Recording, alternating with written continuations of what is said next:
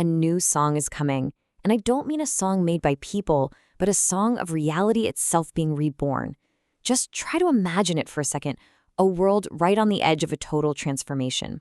The very last bits of darkness are just breaking apart. The whole earth is trembling, not in fear, but because graves are opening in triumph. A radiant, unbelievable light just floods every single corner of existence. And from every soul, a single, unified voice rises up. This is the Shir Chadash, the new song. Okay, let's dive right into this. That quote you see from the holy Zoar, that's not just poetry. It's a cosmic promise. We're about to explore one of the absolute deepest secrets in all of Kabbalah, the final song of redemption. A song that signals not just a victory, but the resurrection of the dead and the permanent, final end of all evil. You know, to really get this, we can't just skim the surface. We've got to go deeper. We've got to travel through what are known as the 4 levels of meaning. Pardes. This journey, from the simple and literal to the deepest secret, well, that's our roadmap for today. So let's start at the beginning, with the pshat, the simple, literal meaning. On the most direct level, this future song is a response, a powerful answer to thousands of years of suffering. It is a song of ultimate final justice. Now, let's talk about this idea of vengeance. It's a heavy word. But in Kabbalah, it's not about simple payback, not at all. It's about rebalancing the cosmic scales. The prayer El Nekamat Hashem is really meant to kickstart a process of cosmic repair, to reclaim holy sparks from the most broken, dark corners of creation. This is the final reckoning with the forces that have caused so much pain and exile. So you see, this song has this incredible dual nature. On one hand, yes, it's justice for all the historical suffering. The mystical texts talk about how the souls of martyrs, like the 10 Harji Malfut, took on this unbelievable cosmic mission. Why? Because some divine sparks of holiness fell so deep into the realms of impurity that a regular soul just couldn't get to them. It took these immense, powerful souls to go down into the darkness itself to gather those final hidden sparks. So this song, it's their victory cry. But on an even deeper level, it's a metaphysical cleansing. It's about erasing the very possibility of evil from the operating system of reality, making sure the pain of exile can never, ever happen again. All right, let's move a level deeper now to the remez, the allegorical hints, and see how this all builds. Why is it called a new song? I mean, haven't there been other songs of redemption? The most famous one, of course, is the Song of the Sea, sung right after they crossed the Red Sea. And this timeline just perfectly shows the difference. Look, the Song of the Sea was magnificent, a huge deal, but it was for a temporary victory. The Zohar explains that, yeah, Pharaoh's physical army drowned, but the spiritual force behind that evil, the metaphysical prince of Egypt, that whole archetype of constriction and slavery, it was defeated, sure, but it wasn't erased. And that negativity, it could and did come back in later exiles. The new song, though, that's sung only when the very root of all evil, the source of all death and suffering itself, is gone. For good. So to really understand the cure, you first have to diagnose the disease. And at this next level, the drash, we get to explore the deep, systemic corruption that makes this new song so necessary. We learn that the problem isn't just about people making bad choices, it's a fundamental flaw in the fabric of existence itself, almost like spiritual malware that was installed at the very dawn of time. The absolute core of the problem, as the Kabbalists explain it, is the existence of these things called Klipot. The best way to picture it is like this. Imagine a massive cataclysm at the beginning of creation, what's called the shattering of the vessels. The Klipots are the cosmic debris from that event. They're basically fragments of a broken reality that now act as shells or husks, and their whole function is to trap the holy life force, those divine sparks that are supposed to flow freely through everything. They're the static on the channel of divine light, the very infrastructure of concealment and all negativity. Okay, this sequence is absolutely critical. The sources tell us humanity was originally created to be free from death, but the primordial sin introduced a deep spiritual impurity, the Zohamat Hanahash, the venom of the serpent. And this wasn't just a moral slip-up, it fundamentally altered the source code of reality. It created mortality as we know it, by damaging the full connection between the soul and the body. So you see, death, impurity, and evil, they aren't separate problems. They're all just symptoms of this one single fundamental system flaw.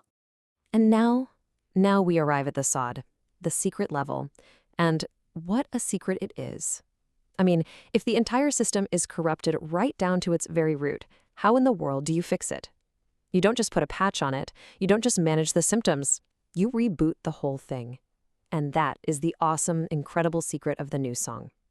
This whole process of fixing reality is called Tikkun. And here's the key. It is not a passive waiting game. It's our mission. Every single prayer, every good deed is what's called an active birur, of sifting through the brokenness and elevating these trapped holy sparks. We are the ground crew for this cosmic repair operation, actively reclaiming that lost light, moment by moment, day by day. And the culmination, the grand finale of all this work, is Shia Tamatim, the resurrection. You see, once that very last spark of holiness is finally freed from the Klipot, these husks of impurity, they're starved of their stolen energy, they lose their power and just crumble. Death itself is undone. Like the Zohar says, he will swallow up death forever.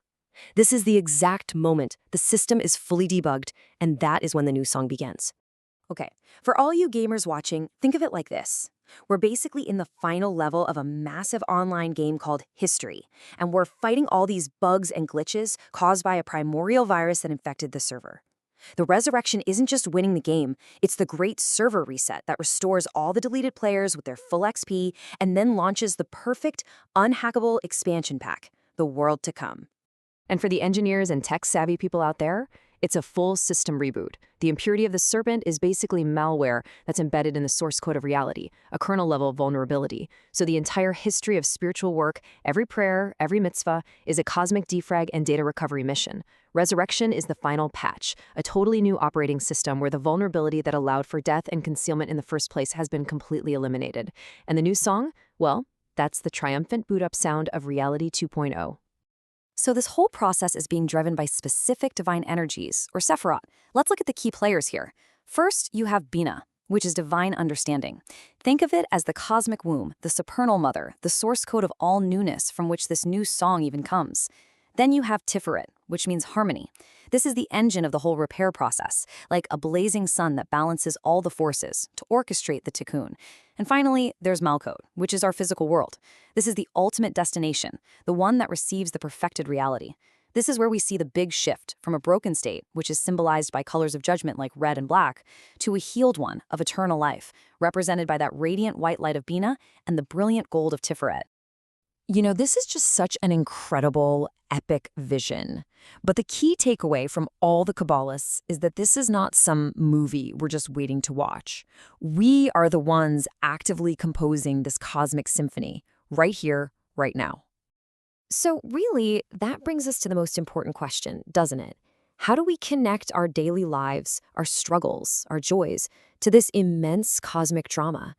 How can each one of us contribute a verse, or even just a single note to this new song? Well, the sources are crystal clear on this. We are not just spectators. Every single time you pray with real intention, you are performing that act of berur. You're rescuing a lost spark. Every mitzvah you do is weaving the harmonious energy of Tiferet into the very fabric of our world, Malchut. And every time you overcome your Yetzer Hara, your negative inclination, you are literally cutting off the fuel line to the Klipot, starving them of the energy they need to exist. And studying Torah, that's like downloading the blueprints for the rectified reality and bringing that future consciousness right into the here and now. The final redemption isn't some event that just happens to us. It's reality that is built through us. The symphony is almost complete, and every one of our choices, our words, and our actions truly, truly matters. The universe is waiting for its final note. You are the one who sings it. Thank you for joining us for this complete journey through the Pardes. We hope these ancient truths help you and your family improve your own dimensions this week. If you enjoyed this full chapter deep dive, please like, subscribe, and share which part of the journey touched your soul in the comments. We'll see you in the next chapter.